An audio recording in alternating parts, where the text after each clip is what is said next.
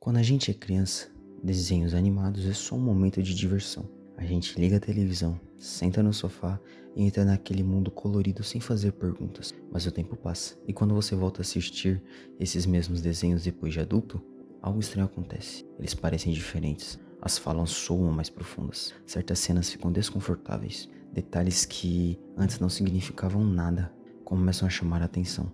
É como se esses desenhos nunca tivessem sido feitos apenas para as crianças, como se estivessem escondendo coisas, esperando o momento certo para serem percebidas.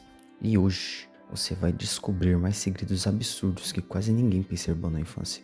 Essa é a parte 2, e algumas revelações aqui mudam completamente a forma como você vê esses desenhos. Cosmo e Wanda não eram fadas. Durante anos, Cosmo e Wanda foram apresentados como padrinhos mágicos comuns, fadas atrapalhadas, engraçadas e aparentemente inofensivas. Mas essa imagem começou a ruir com o lançamento de Os Padrinhos Mágicos, Um Novo Desejo. O episódio 16 da primeira temporada.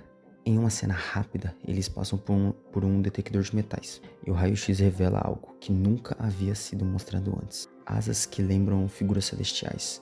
Isso levantou uma teoria forte entre os fãs. Cosmo e Wanda não seriam fadas, mas sim anjos da guarda, responsáveis por proteger crianças emocionalmente frágeis, atrapalhados por fora, mas guiando o time para decisões importantes, sem que ele percebesse. Se isso for verdade, toda comédia exagerada da série ganha outro significado. A magia nunca resolve tudo sozinho. Eles ensinam, testam e protegem. Quando criança, isso passa desapercebido. Quando adulto, faz sentido demais. Talvez seja por isso que os fãs mais atentos se sentem conectados com eles. O erro temporal no nascimento da Meg. No episódio 13 da 7ª temporada, Homer relembra o nascimento de Meg. A cena é um flashback. Estamos vendo o passado. Marge ainda está grávida, mas o retrato de Meg já aparece pendurado na parede. Isso quebra completamente a lógica temporal. Não existe explicação oficial dentro da história. Tudo indica que foi um erro de produção. O mais curioso é que só foi notado anos depois, quando os fãs pausaram o episódio e compararam as cenas. Alguns acreditam que o erro foi mantido de propósito, como uma piada silenciosa sobre memória e confusão familiar, algo que só faria sentido para quem analisa com atenção cada detalhe.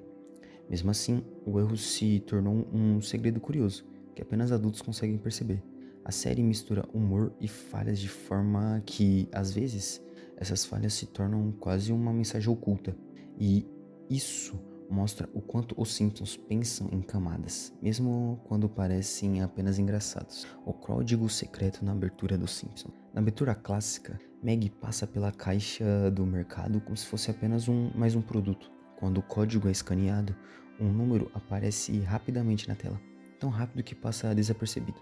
Muitos fãs criaram teorias. Seria um código secreto, uma mensagem subliminar ou uma coordenada? Matt Groening revelou que o número representava o custo médio para criar um bebê nos Estados Unidos em 1989, uma crítica social escondida em segundos. Enquanto crianças viam apenas um detalhe aleatório, adultos percebiam a crítica econômica. É uma prova de que nada era colocado por acaso. Cada quadro, cada número, cada fundo tinha intenção. E a intenção era sutil, mas efetiva. Uma mensagem escondida na simplicidade, acessível apenas a quem presta atenção. Por isso, reassistir a esses desenhos depois de adultos revela camadas que antes estavam invisíveis. Por que os personagens têm apenas 4 dedos? Mickey, Bob Esponja, os Flintstones, os Simpsons, Hora de Aventura, quase todos têm 4 dedos. No início da animação, tudo era feito à mão, e desenhar mãos com 5 dedos era caro, difícil e demorado. No início da animação, remover um dedo economizava tempo, esforço e dinheiro. Com o tempo, isso virou padrão, mas há um detalhe simbólico em Os Simpsons. Quando Deus aparece, ele tem 5 dedos, um detalhe que mostra que quem é real e quem é apenas um desenho. Além disso, ao longo do tempo, o público se acostumou tanto que 5 dedos pareciam estranhos, e quase como quebrar a quarta parede visual sem perceber. E curiosamente, em certas animações japonesas, esse detalhe ganha outro significado, ligado à máfia Yakuza. Personagens tiveram dedos adicionados para exibição no Japão. Nada disso aparece na primeira vista, mas muda o simbolismo do desenho. Patrick e Gary são parentes. No episódio O Reinado dos Idiotas, temporada 4, descobrimos algo inacreditável. Patrick e Gary são primos. O pai de Patrick e o pai de Gary são irmãos. Uma estrela do mar e um caracol da mesma família? O desenho nunca explica como isso funciona biologicamente. Quando crianças aceitamos qualquer lógica absurda. Quando adultos isso gera estranhamento imediato. É o tipo de detalhe que passa desapercebido, mas muda completamente a percepção do mundo de Bob Esponja e mostra como a nuance é cuidadosamente pensada pelos roteiristas. A idade real do Bob Esponja. Em um episódio, a carteira de motorista do Bob Esponja já aparece na tela.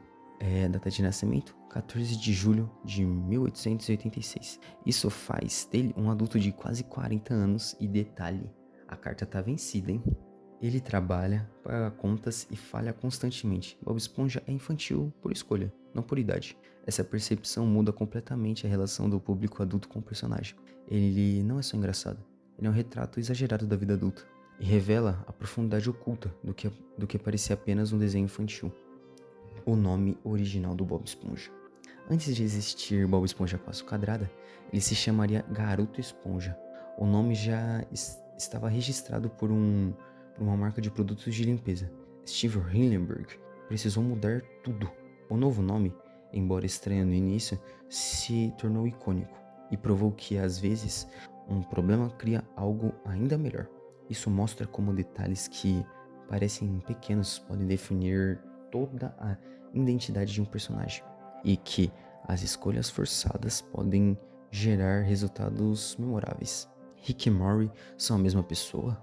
Uma teoria famosa sugere que Rick e Morty seriam a mesma pessoa em fases diferentes da vida.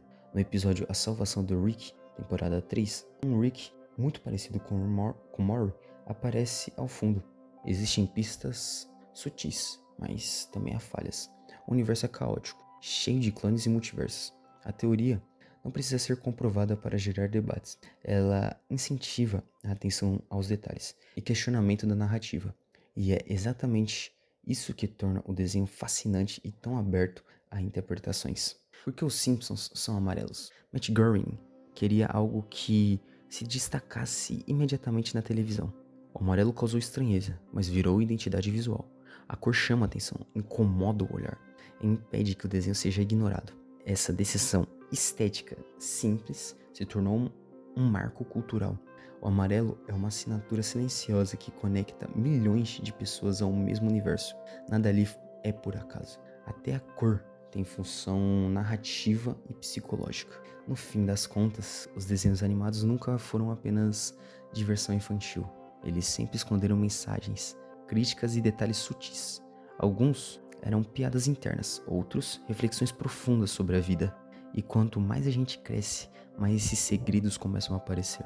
É como se esses desenhos esperassem o momento certo para serem entendidos. O que antes era só engraçado, hoje é curioso, e amanhã pode ser até perturbador. Agora eu quero saber de você, qual desses segredos mais te surpreendeu? Qual você nunca tinha percebido? Conta aqui nos comentários. Se você curtiu essa parte 2, deixa o like, se inscreve no canal e se prepara, porque ainda existem muitos segredos absurdos dos desenhos animados que quase ninguém percebeu. A gente se vê no próximo vídeo.